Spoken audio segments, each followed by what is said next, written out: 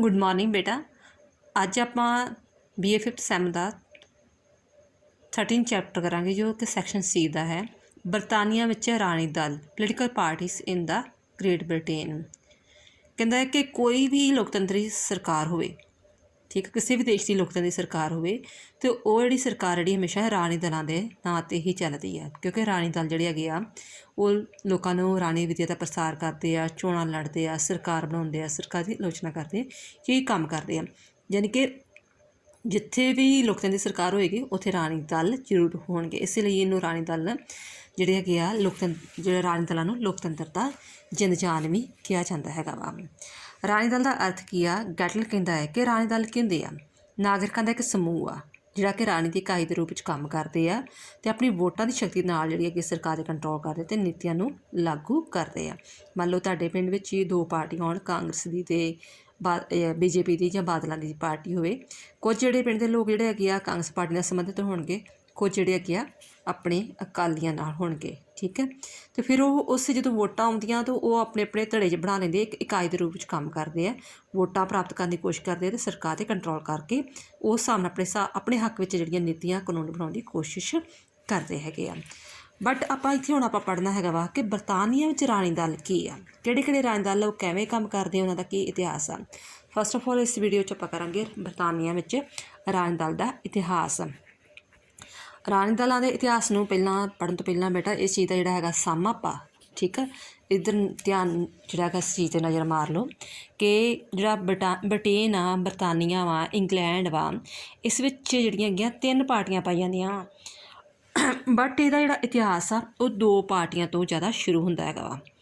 First जिहड़ियां हैगियां 2 पार्टियां हैगियां सी लंकास्टरियन ते यार्किस्ट। फिर लंकास्टरियन तो बाद जिहड़ी कि कैवलियर्स आई तो उधरों आई राउटहैंड। दैन आफ्टर फिर कैवलियर्स तो बाद पटिशनर्स आई तो दूसरे पासे आई अबहोर्स।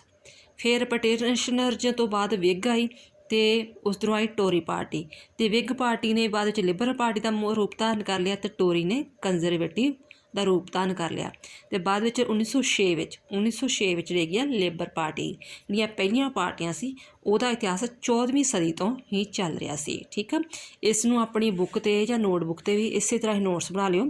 सारे इतिहास विच बस इन्हां पार्टियां दी ही गल करनी हैगी आ कि किहड़ी पार्टी आई तो उसका माहौल की बनिया, वो आप एक्सप्लेन करांगे, ठीक है। पहलां कहता है कि कुछ लोग कहिंदे आ जिहड़ा राणी दलों का इतिहास वा इंग्लैंड में जिहड़ा राणी दलों का इतिहास आ उन्हां दा शुरुआत जिहड़ी हैगी आ लंकास्टर, ठीक है। जिद्दां अपने इंडिया दे कहंदे कि वैदिक काल तो जिद्दां शुरुआत हुई आ वो इंग्लैंड के लोगों का इतिहास मनाया जाता है कि लंकास्टर वंश के तो शुरू होया। जिहड़े उहदे समर्थक सन उन्होंने लंकास्टरियन पार्टी बनाती, जिहड़े यार्किस्ट के समर्थक सन उन्होंने यार्किस्ट पार्टी बनाती। बाद विच इहदा इतिहास नहीं कोई दस्सिया कि अगों पार्टी बनी भी आ जां नहीं बनी, उहदा की इतिहास सी, ठीक है। ये गल इत्थे ही इन्हां दी खत्म हो जाती है। दैन आफ्टर फिर कहता फिर स्टूअर्ट का युग शुरू होया, दूसरा जिहड़ा हैगा युग शुरू हो गया, स्टूअर्ट का युग शुरू हो गया। इस विच जिहड़े हैगे सी की ही कि 2 तरह के जिहड़े समाज जिहड़ा हैगा सी इंग्लैंड का समाज सी, इंग्लैंड के लोग 2 पक्षां च वंड गए। कुछ कहिंदे सी कि मतलब कि बादशाह बनिया रहना चाहिए हैगा वा, बादशाह की गद्दी रहनी चाहिए है कि राजतंत्र रहना चाहिए, तो कुछ कहते नहीं बादशाह नूं खत्म कर देना चाहिए हैगा वा, यानी कि बादशाह की गद्दी खत्म कर लेनी चाहिए है। तो इत्थे जिद्दां दूसरे देशों च संसदी सरकार हुंदी है, लोकतंत्र सरकार हुंदी, वो स्थापित होनी चाहिए है।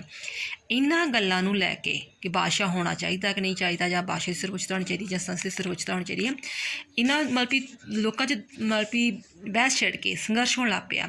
तो जिहड़े ते बादशाह के हक विच सन उन्होंने कवेलियर्स कहण लग पे, जिहड़े बादशाह नूं बनाई रखना चाहुंदे सन उन्होंने कवेलियर्स कहण लग पे, तो जिहड़े संसद नूं बनाई रखना चाहुंदे, संसद सर्वोच्चता नूं बनाई रखना चाहुंदे सी उन्होंने राउंड हैड कहा जाण लग पिया। दैन आफ्टर आ जाता फिर 1660 की गल आ जाती है। फिर उन्होंने की किया है कि एक अलहदगी बिल जिहड़ा पास किया संसद विच, जिहड़ा बिल अलहदगी बिल पास किया गया, ये चाहते सन कि जिहड़ा बादशाह जेमज वा उन्होंने गद्दी के अधिकार तो वांझा कर दिता जाए। फिर वही गल कि बादशाह नूं जिहड़ा खत्म कर दिता जाए, बादशाह की गद्दी खत्म कर दी जाए। तो इस बिल दे नाल इस बिल नाल संबंधित भी जिहड़े कि लोग जिहड़े कि 2 धड़ियां च वंड गए। एक तो कहिंदे सी कि चार्लस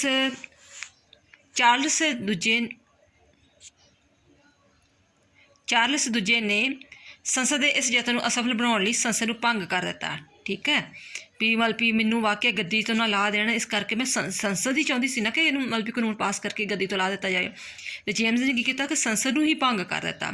ਜਿਹੜੇ ਬਿੱਲ ਦੇ ਸਮਰਥਕ ਸੀ ਉਹ ਬਾਦਸ਼ਾਹ ਦੇ ਬਿੱਲ ਕਹਿੰਦਾ ਬਾਦਸ਼ਾਹ ਨੂੰ ਬਿੱਲ ਉੱਤੇ ਵਿਚਾਰ ਕਰਨ ਲਈ ਸੰਸਦ ਦਾ ਇਜਲਾਸ ਬੁਲਾਏ ਜਾਣ ਦੀ ਬੇਨਤੀ ਕਰਨ ਲੱਗ ਪਏ। ਠੀਕ ਹੈ, ਬਾਦਸ਼ਾਹ ਨੂੰ ਰਿਕੁਐਸਟ ਕਰ ਦਿੱਤੀ ਕਿ ਹਾਂ ਵੀ ਉਹ ਜੇਮਸ ਦੂਜੇ ਨੂੰ ਗੱਦੀ ਚਲਾਉਣ ਦੀ ਕੋਸ਼ਿਸ਼ ਕੀਤੀ ਕਿ ਬਾਦਸ਼ਾਹ ਨੂੰ ਕਿਹਾ ਗਿਆ ਕਿ ਤੁਸੀਂ ਮਤਲਬ ਜਿਹੜਾ ਇਜਲਾਸ ਬੁਲਾਇਆ ਜਾਵੇ।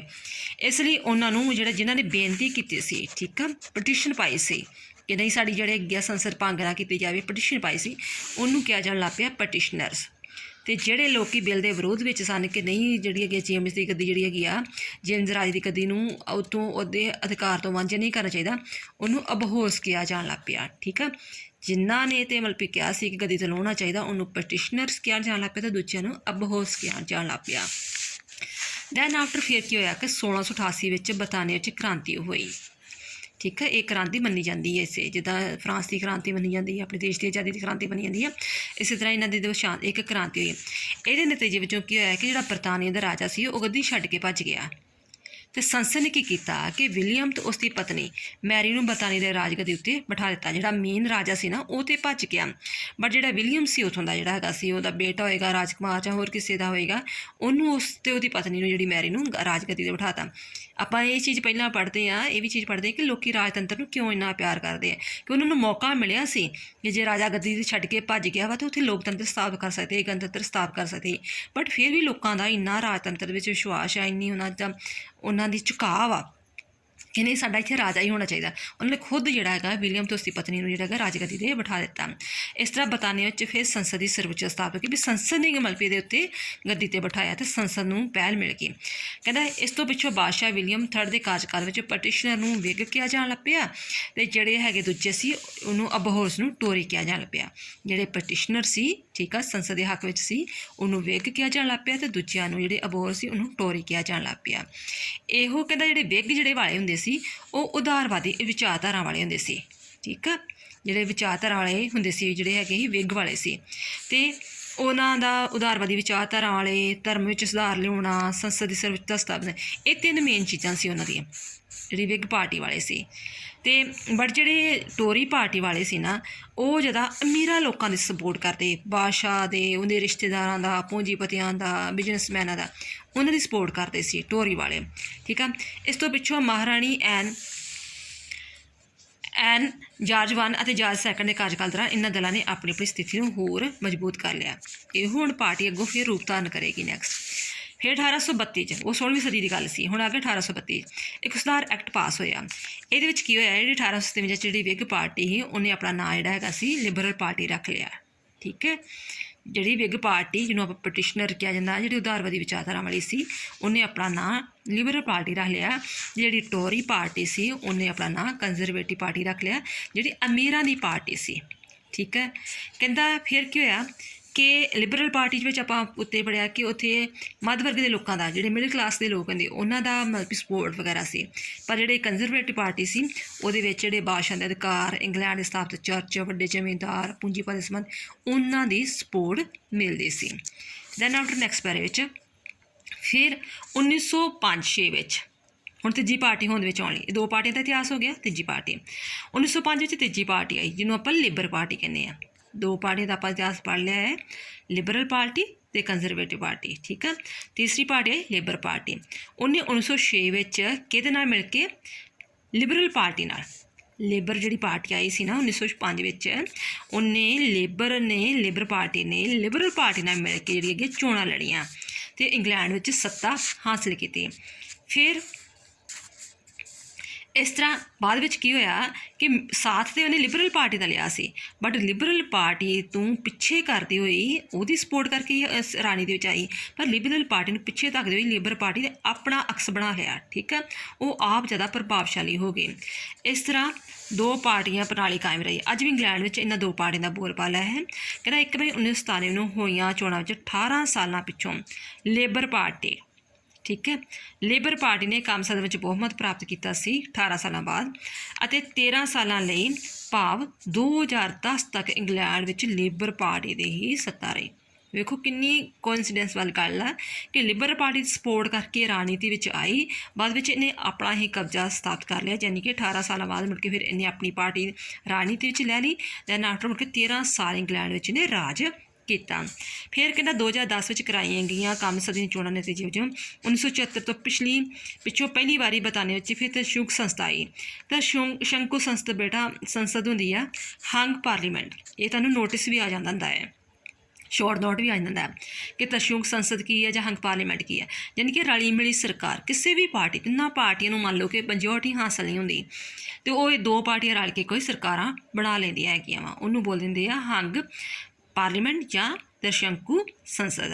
ਭਾਵ ਕੋਈ ਵੀ ਦਲ ਸਰਕਾਰ ਬਣਾਉਣ ਲਈ ਉੱਚ ਜਿੰਨਾ ਬਹੁਮਤ ਚਾਹੀਦਾ ਸੀ, ਜਿਵੇਂ ਤੁਹਾਨੂੰ ਪਾਸ ਹੋਣ ਲਈ ਕਹਿ ਲਓ 100 ਵਿੱਚੋਂ 35 ਨੰਬਰ ਚਾਹੀਦੇ ਆ, ਸਰਕਾਰ ਬਣਾਉਣ ਲਈ ਜਿਹੜੀ ਹੈਗੀ ਆ 200 ਵਿੱਚੋਂ ਮਤਲਬ ਵੀ 150 ਜਾਂ ਇੰਨੇ ਮੈਂਬਰ ਚਾਹੀਦੇ ਜਿੱਤੇ ਹੋਣੇ ਜੀ, ਅਤੇ ਉਹ ਬਹੁਮਤ ਉਹਨਾਂ ਨੂੰ ਹਾਸਲ ਨਹੀਂ ਹੋਇਆ।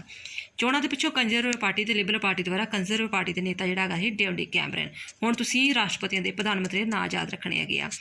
ਲਿਬਰਲ ਪਾਰਟੀ ਡੈਮੋਕ੍ਰੈਟਿਕ ਦੁਆਰਾ ਕੰਜ਼ਰਵੇਟਿਵ ਪਾਰਟੀ ਦੇ ਜਿਹੜਾ ਹੈਗਾ ਨੇਤਾ ਕਿਹਦਾ ਨੇਤਾ ਸੀ, ਕੰਜ਼ਰਵੇਟਿਵ ਪਾਰਟੀ ਦਾ ਨੇਤਾ ਜਿਹੜਾ ਡੇਵਿਡ ਕੈਮਰਨ ਸੀ, ਉਹਦੀ ਅਗਵਾਈ ਹੇਠਾਂ ਇੱਕ ਮਿਲੀ ਜੁਲੀ ਸਰਕਾਰ ਸਥਾਪਿਤ ਕੀਤੀ ਅਤੇ 2015 ਨੂੰ ਕਰਾਈਆਂ ਗਈਆਂ ਕਾਮ ਸਦਨ ਦੀਆਂ ਚੋਣਾਂ ਵਿੱਚ ਕੰਜ਼ਰਵੇਟਿਵ ਪਾਰਟੀ ਮੁੜ ਸਦਨ ਵਿੱਚ ਹੋਂਦ ਵਿੱਚ ਆਈ ਕਿ ਕਾਫੀ ਚਿਰਾਂ ਬਾਅਦ ਜਿਹੜੀ ਹੈਗੀ ਆ ਹੁਣ ਕੰਜ਼ਰਵੇਟਿਵ ਪਾਰਟੀ ਕਿਹਦੇ ਅਧੀਨ, ਡੇਵਿਡ ਕੈਮਰਨ ਦੇ ਅਧੀਨ ਸਰਕਾਰ ਹੋਂਦ ਵਿੱਚ ਆਈ। ਫਿਰ ਕਹਿੰਦਾ ਚੋਣਾਂ ਪਿੱਛੋਂ ਪਾਰਟੀ ਦੁਆਰਾ ਡੇਵਿਡ ਕੈਮਰਨ ਅਗਵਾਈ ਹੇਠਾਂ ਨਿਰੋਲ ਕੰਜ਼ਰਵੇਟਿਵ ਪਾਰਟੀ ਸਰਕਾਰ ਦਾ ਗਠਨ ਕੀਤਾ ਗਿਆ। ਦੈਨ ਆਫਟਰ ਫਿਰ ਜਦੋਂ ਚੋਣਾਂ ਆਈਆਂ ਤਾਂ ਡੇਵਿਡ ਕੈਮਰਨ ਨੇ ਆਪਣੀ ਸਰਕਾਰ ਬਣਾਈ। ਕਿਹੜੀ ਪਾਰਟੀ ਦਾ? ਕੰਜ਼ਰਵੇਟਿਵ ਪਾਰਟੀ ਦਾ। ਕੰਜ਼ਰਵੇਟਿਵ ਅਤੇ ਲੇਬਰ ਦਲਾਂ ਤੋਂ ਇਲਾਵਾ ਬਰਤਾਨੀਆ 'ਚ ਹੋਰ ਵੀ ਨਿੱਕੀਆਂ ਮੋਟੀਆਂ ਪਾਰਟੀਆਂ ਪਾਈਆਂ ਜਾਂਦੀਆਂ ਵਾ, ਜਿਵੇਂ ਲਿਬਰਲ ਡੈਮੋਕ੍ਰੈਟਿਕ ਯੂਨੀਅਨਿਸਟ ਆਦਿ ਕਈ ਪਾਰਟੀਆਂ ਪਾਈਆਂ ਨੇ, ਪਰ ਉਹਨਾਂ ਦਾ ਕੋਈ ਖਾਸ ਮਹੱਤਵ ਨਹੀਂ ਹੈਗਾ। ਕਹਿੰਦਾ ਕਈ ਰਾਜਨੀਤਿਕ ਦਲ ਵੀ ਹੈਗੇ ਪਰ ਇਹਨਾਂ ਵਿੱਚੋਂ ਵੀ ਲਿਬਰਲ ਡੈਮੋਕ੍ਰੈਟਿਕ ਤੋਂ ਇਲਾਵਾ ਬਾਕੀ ਦਲਾਂ ਦਾ ਪ੍ਰਭਾਵ ਬਹੁਤ ਘੱਟ ਆ। 7 ਮਈ 2015 ਨੂੰ ਕਰਵਾਈਆਂ ਗਈਆਂ ਕਾਮ ਸਦਨ ਦੀਆਂ ਚੋਣਾਂ ਵਿੱਚ ਸਕਾਟਿਸ਼ ਨੈਸ਼ਨਲ ਪਾਰਟੀ, ਇੱਕ ਹੋਰ ਪਾਰਟੀ, ਚੌਥੀ ਪਾਰਟੀ ਲਾ ਲਓ, ਠੀਕ ਆ, ਸਕਾਟਿਸ਼ ਨੈਸ਼ਨਲ ਪਾਰਟੀ ਜਿਹੜੀ ਹੈਗੀ ਆ ਦੁਆਰਾ ਕਾਮ ਸਦਨ ਦੀਆਂ 56 ਸੀਟਾਂ ਪ੍ਰਾਪਤ ਕੀਤੀਆਂ ਅਤੇ ਸਦਨ ਵਿੱਚ ਨੇ ਤੀਜਾ ਸਥਾਨ ਪ੍ਰਾਪਤ ਕੀਤਾ, ਜਦਕਿ ਲਿਬਰਲ ਡੈਮੋਕ੍ਰੈਟਿਕ ਨੂੰ ਇਹਨਾਂ ਚੋਣਾਂ 'ਚ ਭਾਰੀ ਹਾਰ ਦਾ ਮੂੰਹ ਵੇਖਣਾ ਪਿਆ ਅਤੇ ਕਿਉਂਕਿ ਇਹ ਪਾਰਟੀ ਕਾਮ ਸਦਨ ਵਿੱਚ ਸਿਰਫ 8 ਸੀਟਾਂ ਹੀ ਪ੍ਰਾਪਤ ਕਰ ਸਕੀ। ਬਾਕੀ ਬੇਟਾ ਨੈਕਸਟ ਵੀਡੀਓ 'ਚ ਕਰਾਂਗੇ। ਅਤੇ ਜੇਕਰ ਬੇਟਾ ਫਿਰ ਵੀ ਇਸ ਇਤਿਹਾਸ ਬਾਰੇ ਕੋਈ ਚੀਜ਼ ਸਮਝ ਨਾ ਲੱਗੀ ਹੋਏ, ਕੋਈ ਪ੍ਰੋਬਲਮ ਆਉਂਦੀ ਹੋਏ, ਕੋਈ ਕਨਫਿਊਜ਼ਨ ਹੁੰਦੀ ਤਾਂ ਤੁਸੀਂ ਦੱਸ ਸਕਦੇ ਹੋ, ਪੁੱਛ ਸਕਦੇ ਹੈਗੇ ਹੋ, ਠੀਕ ਆ। ਥੈਂਕਸ।